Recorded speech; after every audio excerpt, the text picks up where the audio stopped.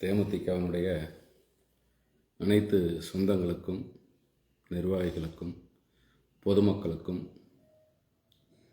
விழுப்புரம் மாவட்ட கழக தேமுதிக செயலாளர், முன்னாள் சட்டமன்ற உறுப்பினர் எல். வெங்கடேசன் அவர்களுடைய இனிய முன்னிரவு வணக்கம்.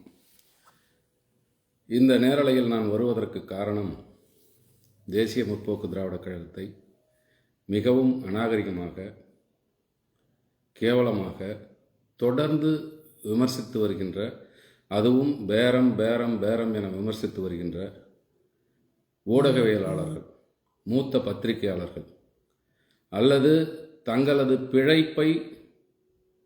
பிழைப்புக்காக இந்த விவாதங்களில் கலந்து கொண்டு தேமுதிகவை பற்றி கருத்து சொல்லுகின்றவர்கள், எப்படி வேணாலும் வச்சுக்கலாம். நான் நாகரிகமாக தான் இந்த நேரலையில் பேசணும்னு நினைக்கிறேன். இருந்தாலும் தேமுதிகவினுடைய தொண்டன், புரட்சி கலைஞர் கேப்டன் அவர்களுடைய உண்மை விசுவாசி, தேமுதிகவினுடைய உண்மை உழைப்பாளி, கழகத்தினுடைய பொதுச் செயலாளர், அந்நியார் அவர்களின் கரத்தை வலுப்படுத்துகின்ற லட்சோப லட்சம் தேமுதிக அடலியர்களில் ஒருவன் என்ற முறையில் ரொம்ப பொறுமையாக இருக்க முடியல. அதனால தான் நான் இந்த நேரலையின் மூலமாக உங்களுக்கு சில கருத்துக்களை சொல்ல முன் வந்திருக்கிறேன். மூத்த பத்திரிகையாளர் மணி அவர்கள் தேமுதிகவுக்கு என்ன வாக்கு வாங்கியிருக்கு, ஆனால் திமுகவும் அதிமுகவும் போட்டி போடுறாங்கன்னு சொல்லிட்டு ஒரு கருத்தை சொல்லியிருக்கிறார்.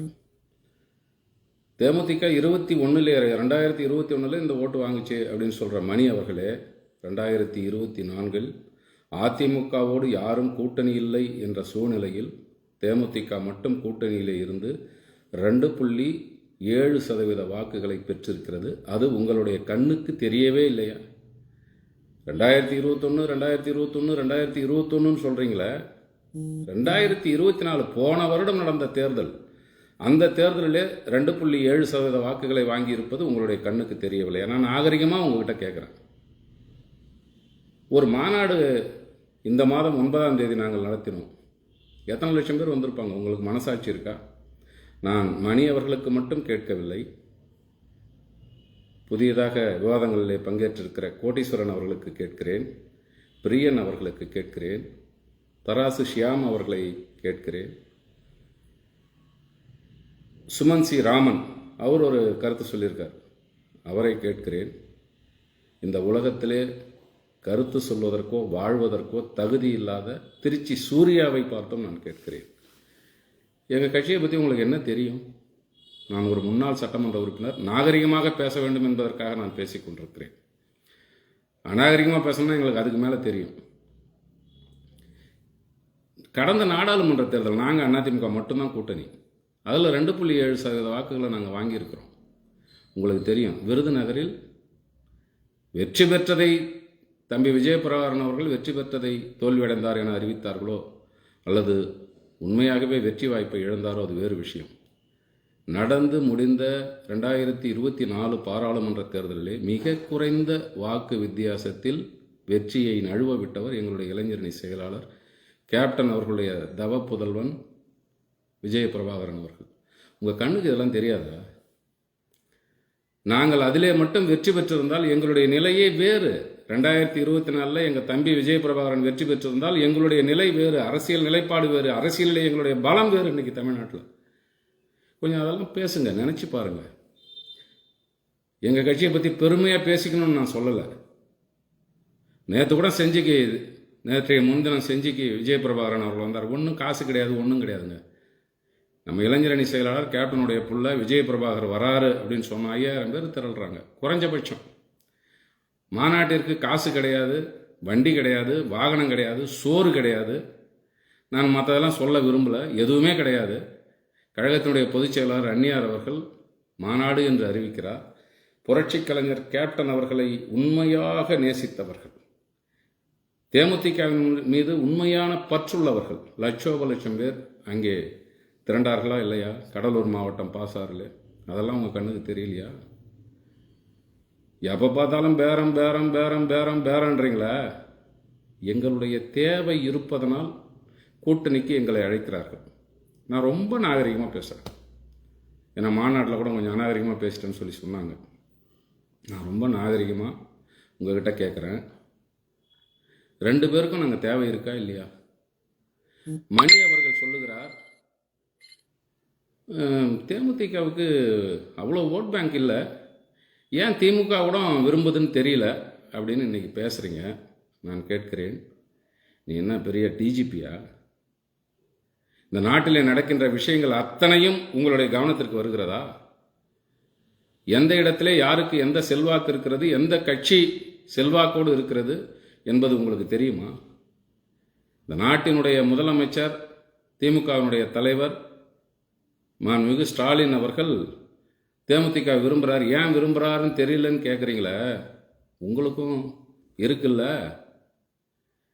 இன்றைய முதலமைச்சர் அவர் மு.க. ஸ்டாலின் அவர்கள், அவர்கிட்ட உளவுத்துறை இருக்குது, SBCID இருக்குது, ஸ்பெஷல் பிரான்ச் இருக்குது, இன்ட்டுக்குன்னு ஒரு ஐஜி இருக்காங்க, எல்லாமே இருக்காங்க. இன்டெலிஜென்ஸுக்கு ஒரு அமைப்பே, தனி அமைப்பே இயங்குது. உண்மை நிலவரத்தை முதலமைச்சரிடம் கொண்டு சென்று சேர்க்கிற பிரிவு உளவு பிரிவு. அவங்ககிட்ட அவர் கேட்டிருக்க மாட்டாரா தேமுதிகவுக்கு என்ன செல்வாக்கு இருக்குது அப்படின்னு கேட்டிருக்க மாட்டாரா? உங்களுக்கு தெரியாது, இந்த நாட்டினுடைய முதலமைச்சருக்கு தெரியும், இந்த நாட்டினுடைய பிரதம மந்திரிக்கு தெரியும், ஐபியை வச்சிருக்கிறாங்க, அவங்களுக்கு தெரியும், உள்துறை அமைச்சர் அமித்ஷாவுக்கு தெரியும். அவங்களுக்கெல்லாம் தெரியாது, உங்களுக்கு தெரிஞ்சு போச்சா? என்கிட்ட தான் ஒன்றுமே இல்லையே. நீங்கள் சொல்கிறீங்கல்ல, எங்களை கூப்பிட்றவங்கிட்ட போய் சொல்லுங்கள், அவங்ககிட்ட ஒன்றுமே இல்லை, எங்கே கூப்பிட்றீங்கன்னு சொல்லுங்கள். வாயில் வந்ததையெல்லாம் பேசி கொண்டிருக்கூடாது, இருக்கக்கூடாது. சுமன் சி ராமன் அவர்கள் இப்போது பேசுகிறார், இன்றைக்கி பேசியிருக்கார். 2 பக்கமும் அவங்க மாறி மாறி பேசிகிட்டு இருக்காங்க, இதே தான் வழக்கமாக கொண்டுகிட்டு இருக்காங்க. எங்களுடைய பலம் எங்களுக்கு தெரியும் சுமன் சி ராமன் அவர்களே, உங்களுக்கு தெரியாது. காசு வாங்கிட்டு கத்திக்கிட்டு இருக்கிறீங்க. நாகரிகமாக பேசணும்னு தான் நினைக்கிறேன். காசை வாங்கிக்கிட்டு கத்திக்கிட்டு இருக்கிறீங்க. வாய்ஜாலத்தை வைத்து பிழைப்பு நடத்தி கொண்டிருக்கிறீர்கள். தேமுதிகவில் இருக்கிற ஒவ்வொரு தொண்டனும் கூலி வேலை செய்து ரத்தத்தை வேர்வையாக்கி அதிலே வந்த பணத்திலே கொடியை கட்டி கொண்டிருக்கிறான். இந்த கட்சியை தூக்கி நிறுத்தி கொண்டிருக்கிறான். தன் உயிரே போனாலும் தான் நேசித்த தலைவர் கேப்டன் ஆரம்பித்த இந்த கட்சி கண்டிப்பாக தலை நிமிர வேண்டும் என்பதற்காக உழைத்துக் கொண்டிருக்கிறான். எல்லா இடத்துலையும் கூட்டம் நடக்குது, மாநாடு நடக்குது. ஆனால் ₹1 செலவு இல்லாத மாநாடு நடத்தினது யாருன்னா தேமுதிக தான். மாநாட்டு திடல் செலவை கழகத்தினுடைய பொதுச் செயலாளர் அந்நியார் அவர்கள் ஏற்றுக்கொண்டார். யார்கிட்டையும் போய் நாங்கள் டொனேஷன் வாங்கலை, யார்கிட்டையும் போய் பிடுங்கலை.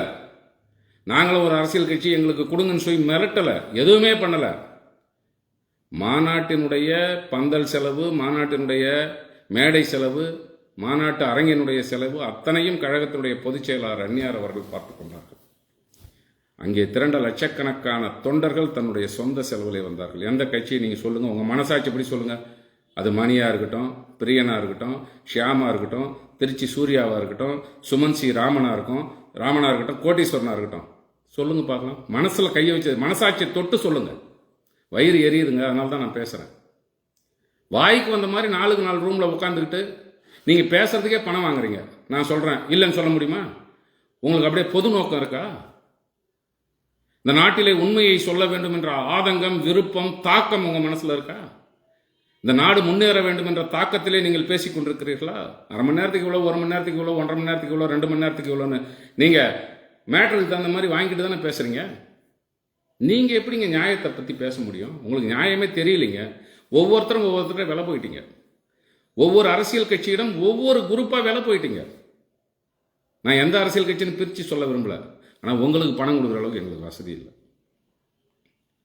அதனால தான் எங்களை எப்போ பார்த்தாலும் எங்களை ரொம்ப குறைச்சி மதிப்பிடுறீங்க, ரொம்ப ரொம்ப குறைச்சி மதிப்பிடுறீங்க. நான் சொல்கிறேன், நான் அதனால தான் உங்ககிட்ட சொன்னேன், நாட்டினுடைய முதலமைச்சர் கையில் வைத்திருக்கிற உளவுத்துறைக்கு தெரியாதா? இந்தியாவுடைய பிரதமர், உள்துறை அமைச்சர் அமித்ஷா அவர்கள் வைத்திருக்கிற அந்த ஐபிக்கு தெரியாதா? இன்டெலிஜென்ஸ் பியூரோ எல்லாருக்கும் தெரியுங்க. தெரிஞ்சுதான் தேமுதிக வந்தாதான் நமக்கு நல்லா இருக்கும்னு நினைக்கிறாங்க. பேரம் சொல்றீங்களே, எங்களுடைய பலம் எங்களுக்கு தெரியுங்க. நாங்கள் இப்போவும் சொல்றோம், கூட்டணி என்று வந்து விட்டால் மற்ற கட்சி மாதிரி கிடையாது. கட்சிக்குன்னு ஒரு 10,000 ஓட்டு இருக்கும், 20,000 ஓட்டு இல்லை, ஒரு 25,000 ஓட்டு இருக்குதுன்னு வச்சுங்க. கூட்டணின்னு வந்தால் அந்த 25,000 ஓட்டு 15,000 குறையும் மற்ற கட்சிக்கெல்லாம். கூட்டணி என்று வந்துவிட்டால் 10,000 வாக்கு இருக்கிற ஒவ்வொரு தொகுதியிலும் தேமுதிகவினுடைய ஓட்டு 20,000 25,000 உயிரை கொடுத்து உழைப்பான். விரும்பிய கூட்டணி வந்துவிட்டால் அவன் உயிரை கொடுத்து உழைப்பான். எந்த கூட்டணியை தலைமை அமைக்கிறதோ அந்த கூட்டணிக்கு உயிரையும் கொடுத்து எதையும் எதிர்பாராமல் தேர்தல் நேரத்திலே களப்பணியாற்றுவான். அதான் தேமுதிக. 21 ஏங்க பிடிச்சிக்கிட்டு இருக்கிறீங்க? அதுக்கு முன்னாடி நாங்கள் வாங்கினதை 2006 வாங்கினது, 2009 வாங்கினது, 2011 வாங்குறது அதெல்லாம் கூட விட்டுடுங்க. இப்போ 2024 போன வருஷம் நடந்த தேர்தல், அதை ஏன் மறந்துடுறீங்க? சௌகரியமா இல்லை மறந்துடுறீங்களா? நடிக்கிறீங்களா? மறந்த மாதிரி நடிக்கிறீங்க, அதுக்கு ஒரு பேமெண்ட். தயவு செய்து இதெல்லாம் தேவையில்லை. ஒவ்வொரு அரசியல் கட்சியையும் நடத்துவதற்கு எவ்வளவு கஷ்டப்படுகிறார்கள் என்பது தெரியும். மற்ற அரசியல் கட்சிகள் இடத்தில் பணபலம் இருக்கிறது. எல்லா அரசியல் கட்சிகிட்டையும் பணபலம் இருக்குது ஓரளவுக்கு. ஆனால் தேமுதிகவிடம் பணபலம் இல்லை, தொண்டர்களுடைய மனபலம் இருக்கிறது. கழக பொதுச் செயலாளர் அந்நியார் அவர்களுடைய மனபலம் இருக்கிறது. அதுதான் இந்த கட்சியை தானாக நடத்தி கொண்டிருக்கிறது. நாங்கள் பேரம் பேசுகிறோம். நான் மாநாட்டிலே தெளிவாக தான் பேசுகிறேன். அதுக்கே 2 கட்சியை சார்ந்தவர்கள் கோபித்துக் கொண்டார்கள். நான் பேசியதற்கு அர்த்தம் அதுவல்ல. இப்போ மாநாடு நடத்திருக்கிறோம். இன்று கூட தூத்துக்குடியிலே எங்களுடைய கழக பொதுச் செயலாளர் அந்நியார் அவர்கள் உள்ளம் நாடி இல்லம் தேடி அந்த நிகழ்ச்சியிலே சென்று கொண்டிருக்கிறார். கடுமையாக உழைத்து கொண்டிருக்கிறார். நாங்கள் மக்கள் பணி செய்து கொண்டிருக்கிறோம். இன்னைக்கு கேப்டன் மறைந்து 2 ஆண்டுகள் முடிந்து விட்டது.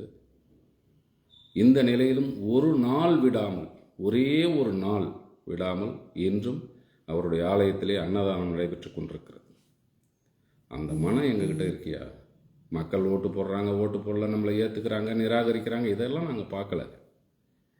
கேப்டன் அவர்கள் அன்னதான பிரபு என்று பெயர் எடுத்தவர் அவருடைய ஆலயத்திலே, அவர் இருக்கின்ற இடத்திலே, அவர் உறங்குகின்ற இடத்திலே ஒரு நாளும் பசியோடு வந்து யாரும் செல்லக்கூடாது என்ற உயர்ந்த நோக்கத்தோடு இன்றளவும்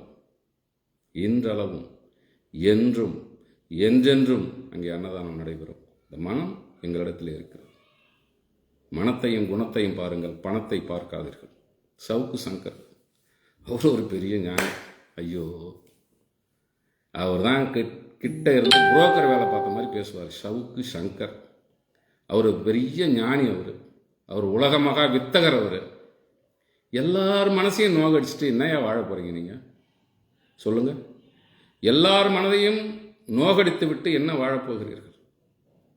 கேப்டன் இந்த மக்களுக்காக எவ்வளவோ உழைத்திருக்கிறார். இந்த இயக்கத்தை ஆரம்பித்ததனுடைய நோக்கம் வறுமையை விரட்டுவேன், ஏழ்மையை விரட்டுவேன், வேலையில்லா திண்டாட்டத்தை ஒழிப்பேன், லஞ்சத்தை ஒழிப்பேன், ஊழலை ஒழிப்பேன் என்ற உன்னத கொள்கையோடு லட்சியத்தோடு இந்த இயக்கத்தை ஆரம்பித்தார். மக்கள் அதை புரிந்து கொள்ளவில்லை. அதற்காக அவர் என்றும் கவலைப்பட்டதும் இல்லை. அவர் பேசியது எல்லாம் இந்த மக்களுக்காக, அவர் உழைத்ததெல்லாம் இந்த மக்களுக்காக, அவர் சிந்தனை முழுவதும் இந்த மக்களுடைய நலன் இருந்தது. மக்கள் அதை புரிந்து கொள்ளவில்லை. மக்கள் புரிந்து கொள்ளவில்லை என்பதற்காக நாங்கள் மக்களை வெறுக்கவில்லை. எங்கள் பொதுச் செயலாளராகட்டும், கடைகோடி தொண்டனாகட்டும், நிர்வாகிகளாகட்டும், யாரும் மக்களை வெறுக்கவில்லை. இன்றும் மக்களுக்காக உழைத்துக் கொண்டிருக்கிறோம். என்றும் உழைப்போம். மக்கள் நலனுக்காக உழைப்போம். யாருக்கும் அடிபணிய வேண்டிய அவசியம் எங்களுக்கு இல்லை. யாரிடத்திலும் பேரம் பேச வேண்டிய அவசியம் எங்களுக்கு இல்லை. நான் இப்பொழுது உங்களிடத்தில் ஒரு விஷயத்தை சொல்லுகிறேன், நெஞ்சை நிமிர்த்தி சொல்லுகிறேன். தேமுதிகவுடைய கடைகோடி தொண்டன் என்ற முறையில் என்னுடைய நெஞ்சை நிமிர்த்தி சொல்லுகிறேன். இந்த முறை எங்களோடு கூட்டணி அமைக்கின்ற கட்சி தான் ஆட்சிக்கு வரும். எழுதி வைத்துக் கொள்ளுங்கள். எங்களோடு கூட்டணி அமைப்பவர்கள் கேப்டனுடைய அந்த தொண்டை, அவர் உயிரோடு இருந்த வரைக்கும் அதை காமிக்கல, நீங்களே சொல்லல, எந்த வலைவொலிகளும் சொல்லல, எந்த தொலைக்காட்சிகளும் காட்டல, எந்த அரசியல் விமர்சகர்களும் பேசல. இன்று அவர் இல்லை. அவர் இல்லாத பொழுது அவர் செய்த நற்காரியங்களை, அவருடைய வள்ளல் தன்மையை, அவருடைய ஈகை தன்மையை எல்லாம் இப்பொழுது எல்லோரிடத்திலும் கொண்டு போய் சேர்த்து விட்டீர்கள். ஒரு 10-15 வயசு குழந்தைக்கெல்லாம் கேப்டன் என்ன பண்ணாரெல்லாம் தெரியாது. ஆனால் 3 வயது 4 வயது குழந்தை கூட தெரிந்து கொள்ளுகின்ற அளவிற்கு அவர் செய்த நன்மைகளை பட்டியலிட்டு வெளிச்சம் போட்டு நீங்களே காட்டிவிட்டீர்கள். எந்த ஊடகங்கள் அவரை இழிவாக பேசினீர்களோ அதே ஊடகங்கள் அந்த மனிதனை போன்று ஒரு மனிதன் இனி பிறக்கவும் மாட்டான், பிறந்ததும் இல்லை என்பதை போன்று நீங்கள் கொண்டு சென்று சேர்த்து விட்டீர்கள். இன்னும் சொல்லப்போனால் கேப்டன் அவர்களுடைய புகழை நீங்கள் சொல்லி சொல்லி சொல்லி பிறந்த குழந்தையின் நெஞ்சிலும் ஈகை என்ற விதையை விதைத்திருக்கிறீர்கள்.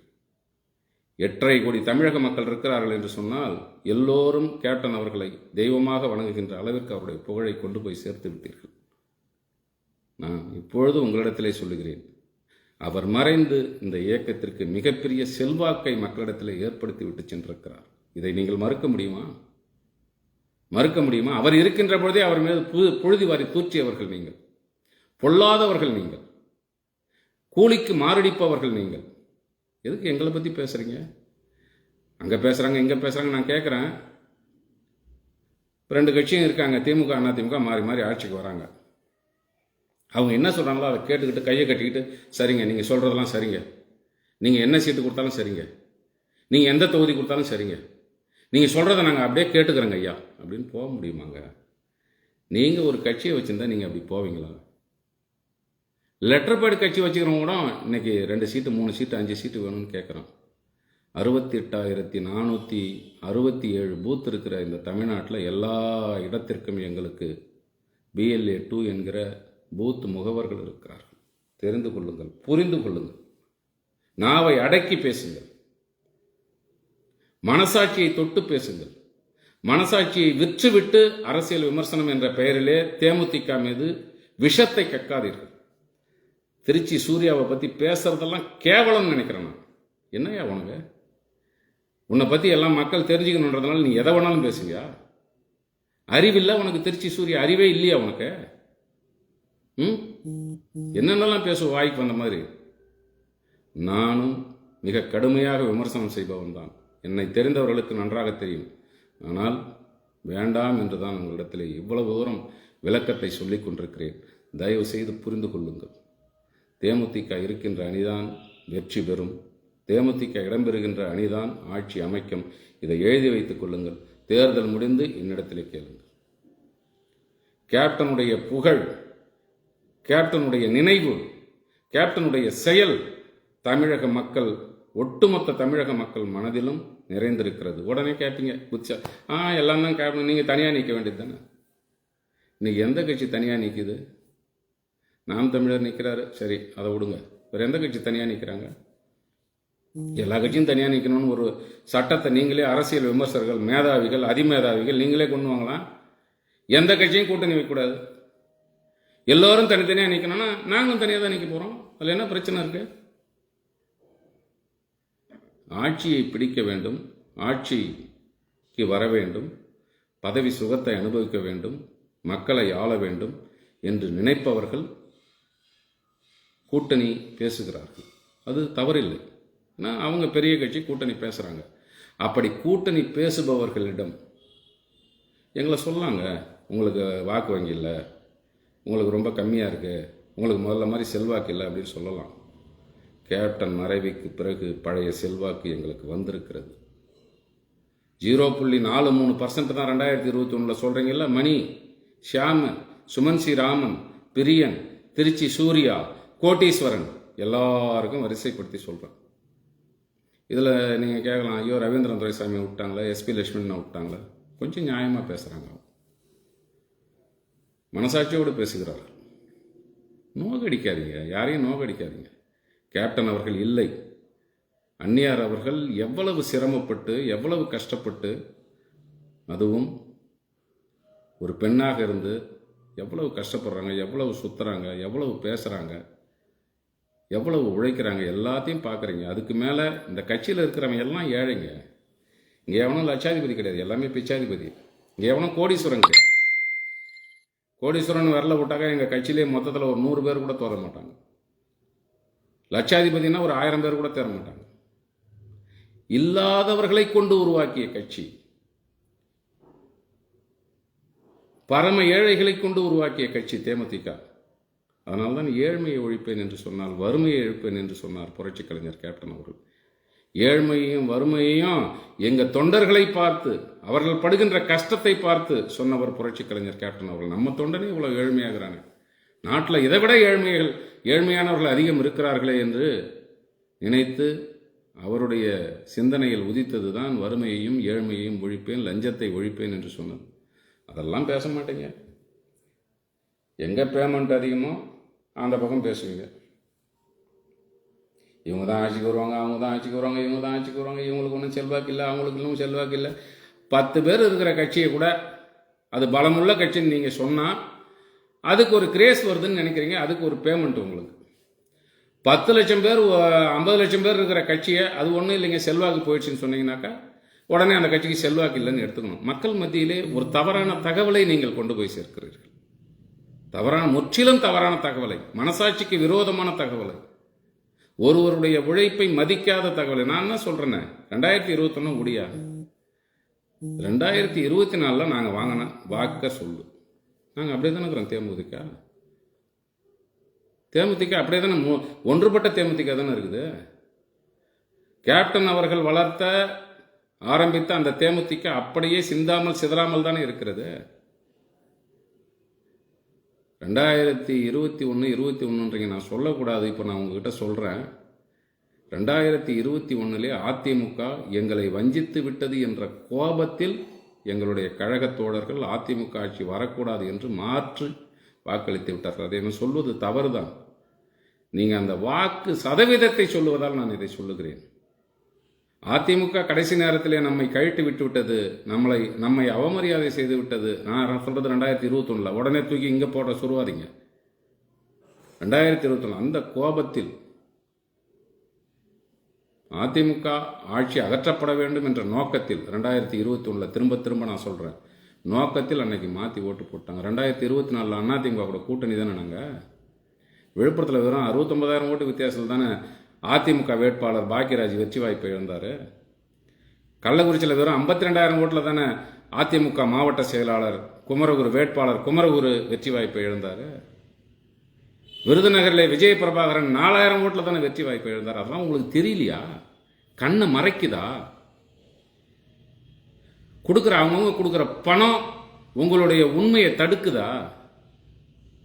உண்மையை சொல்ல கசக்குதா? புரிந்து கொள்ளுங்கள், உண்மையை பேசுங்கள். கடந்த தேர்தலில் 2.70% அதை பற்றி பேசுங்க. நான் இந்த நேரலையின் வாயிலாக ஒரு முன்னாள் சட்டமன்ற உறுப்பினர் என்ற அடிப்படையில், விழுப்புரம் மாவட்டத்தினுடைய செயலாளர் என்ற அடிப்படையில், தேமுதிகவுடைய உண்மை தொண்டன் என்ற அடிப்படையில், புரட்சி கலைஞர் கேப்டன் அவர்களுடைய உண்மை விசுவாசி என்ற அடிப்படையிலே நான் சொல்லுகிறேன். எல்லாம் ஒன்னா சேர்ந்து கூட வாயானே. எங்கள் கட்சியை பற்றி நீ என்னெல்லாம் எதிர்மறையான கருத்துக்களை சொல்கிறீர்களோ அதற்கெல்லாம் நான் பதில் சொல்லுகிறேன். எந்த இடத்துக்கு வேணாலும் கூப்பிடுங்க, நான் வர தயாராக இருக்கிறேன். தேமுதிக என்பது ஒரு உண்மையான இயக்கம். இது மக்களுக்கான இயக்கம், ஏழை தொண்டர்களை கொண்ட இயக்கம், உண்மையான உழைப்பாளிகளை கொண்ட இயக்கம். கூட்டணி சேருகின்ற இடத்திலே உயிரை கொடுத்து கூட்டணி வெற்றிக்காக உழைக்கின்ற களப்போராளிகள் நிறைந்த இயக்கம். இந்த இயக்கத்தை பற்றி தவறாக பேசாதீர்கள். பேரம் பேரம் பேரம் என்ற வார்த்தையை மீண்டும் மீண்டும் உபயோகிக்காதீர்கள். அப்படி உபயோகித்தால் உங்களுடைய பிறப்பிலேயே எனக்கு சந்தேகம் இருக்கிறது. தேவையில்லை. எங்களுடைய பலம் எங்களுக்கு தெரியும். எங்களுக்கு 84 மாவட்ட செயலர் இருக்காங்க, 60 மாநில நிர்வாகிகள் இருக்கிறாங்க. நீங்க 6 சீட்டுன்னு போடுவீங்க, 8 சீட்டுன்னு போடுவீங்க, 9 சீட்டுன்னு போடுவீங்க, 10 சீட்டுன்னு போடுவீங்க. அதெல்லாம் பார்த்துக்கிட்டு சும்மா இருக்கணுமா? நீங்க தான் போய் புரோக்கர் வேலை பார்க்குறீங்களா? நீங்க தான் மீடியேட்டர் வேலை பார்க்குறீங்களா? எந்த அடிப்படையில் நீங்க பேசுறீங்க? ஏன் பேசுறீங்க? என் கட்சியை பத்தி அந்த அளவுக்கு பேச வேண்டிய அவசியம் என்ன இருக்குது? 2 இடத்துலையும் பேசுறாங்க. ஒன்னு புரிஞ்சுக்கினீங்களா நீங்க? ஏன் 2 இடத்துலையும் நாங்க பேசுறோம்னு சொல்றீங்க? நாங்க பேசுறோன்னு ஏன் சொல்றீங்க? அது 2 பேர் பேசுறாங்களோ 3 பேர் பேசுறாங்க, அவங்க தானே பேச முடியும். தேமுதிக என்ற இயக்கத்தினுடைய கூட்டணி தேவை என்பவர்கள் தானே எங்களிடத்திலே பேச முடியும். நாங்க போய் அங்க பேசுறோம், இங்க பேசுறோம், அங்க பேசுறோம், நாங்க எப்படி பேச முடியும்? உங்களுக்கும் அந்த 6வது அறிவு இருக்குல்ல. ஒரே நேரத்தில் போய் தேமுதிக அங்கேயும் பேசுது அங்கேயும் பேசுது, எல்லாம் எங்ககிட்ட பேசுறாங்கன்னு நினைச்சுக்கோ. உண்மை அதுதான். நான் திமுகவையோ அதிமுகவையோ மற்ற கட்சிகளை பற்றியோ நான் பேசவில்லை. ஆட்சி அமைக்க வேண்டும் என்று விரும்புகிறவர்கள், எங்களுடைய பலம் பலவீனத்தை தெரிந்தவர்கள், நாங்கள் வேண்டும் என்று நினைப்பவர்கள் எங்களை கூட்டணிக்கு அழைக்கிறார்கள் என்று சொன்னால் மாற்றி பேசுங்க. நாளிலேருந்து 2 பேருமே தேமுதிக தேவைன்னு நினைக்கிறாங்கன்னு பேசுங்க, 3 பேருமே தேமுதிக தேவைன்னு நினைக்கிறாங்கன்னு பேசுங்க, 4 கட்சியும் தேமுதிக தேவைன்னு நினைக்குதுன்னு பேசுங்க. அதில் உண்மை இருக்குது. புரியுதா? தேமுதிக அனைத்து இடங்களிலும் பேரம் பேசுகிறது என்பதில் துளியும் இமியளவும் கடுகளவும் உண்மை இல்லை என்பதை தயவு செய்து உணருங்கள். தேமுதிகவினுடைய குரலாக, அடிமட்ட தொண்டனுடைய குரலாக நீங்கள் விமர்சனம் செய்கின்ற பொழுது லட்சோப லட்சம் தேமுதிக தொண்டர்கள் உங்கள் மீது கொள்கின்ற அந்த கோபத்தினுடைய வெளிப்பாடை நான் ஒருவனாக வெளிப்படுத்துகிறேன். புரிந்து கொள்ளுங்கள். வேண்டாம், அடுத்தவர்களை உதாசீனப்படுத்தார்கள். ஒரு கட்சியை, பலமுள்ள ஒரு கட்சியை பலமில்லை என்று விமர்சனம் செய்தார்கள். 2024 வச்சு நாளையிலிருந்து பேசியாரு. உண்மையான அரசியல் விமர்சகர்னு சொன்னா 2024 எங்களுடைய வாக்கு வங்கி, வாக்கு சதவீதம் என்னவோ அதை பற்றி பேசுங்கள். நான் அதிலே உங்களை எதையும் சொல்ல விரும்பவில்லை. இன்னொரு முக்கியமான விஷயம் திரும்ப நான் சொல்றேன். நாங்கள் பேரம் பேசுகிறோம் என்று சொல்லாதீர்கள், நாங்கள் 2 பக்கமும் பேசுகிறோம் என்று சொல்லாதீர்கள். நல்லதல்ல. எங்கள் கூட்டணி தேவை என்கின்ற கட்சிகள் எங்களிடத்திலே பேசுகிறது. அதில் எங்கள் மீது என்ன தவறு இருக்கிறது? நான் திரும்ப உங்களிடத்திலே கேட்கிறேன். நாங்கள் பலமானவர்கள் என்று தான் நினைக்கிறோம். நாங்கள் பலமானவர்கள் தான். நீங்கள் தொகுதிக்கு 5000 ஓட்டு இருக்குதுன்னு, 3000 ஓட்டு இருக்குதுன்னு, 10000 ஓட்டு, எத்தனை ஆயிரம் வாக்குகள் இருந்தாலும் கூட்டணி என்று வந்துவிட்டால், அதுவும் தொண்டன் விரும்பிய கூட்டணி அமைந்து விட்டால் 5000 ஓட்டுனா எங்களது 15000 ஆகும், 10000 ஓட்டுனா எங்களது 25000 ஆகும், 15000 ஓட்டுனா எங்களுடைய ஓட்டு 30000 ஆகும். அவ்வளவு வேகமாக வேலை செய்வோம் எங்கள் கட்சியினுடைய தொண்டன் நிர்வாகிகள். அதை புரிந்து கொள்ளுங்கள். உங்களிடத்திலே அன்போடு வேண்டி விரும்பி கேட்டுக்கொள்கிறேன். எங்களை காயப்படுத்தாதீர்கள், புண்படுத்தாதீர்கள். எங்களுடைய நிர்வாகிகளை, எங்களுடைய கழகத்தினுடைய பொதுச் செயலாளரை, என்னை போன்ற மாவட்ட செயலாளர்களை, இந்த கட்சியை தூக்கி நிறுத்தி கொண்டிருக்கிற அடிமட்ட தொண்டர்களை தயவுசெய்து காயப்படுத்தாதீர்கள், நோகடிக்காதீர்கள். அது நல்லதல்ல என்று சொல்லி அனைவருக்கும் வணக்கத்தை தெரிவித்துக் கொள்கின்றேன். வணக்கம்.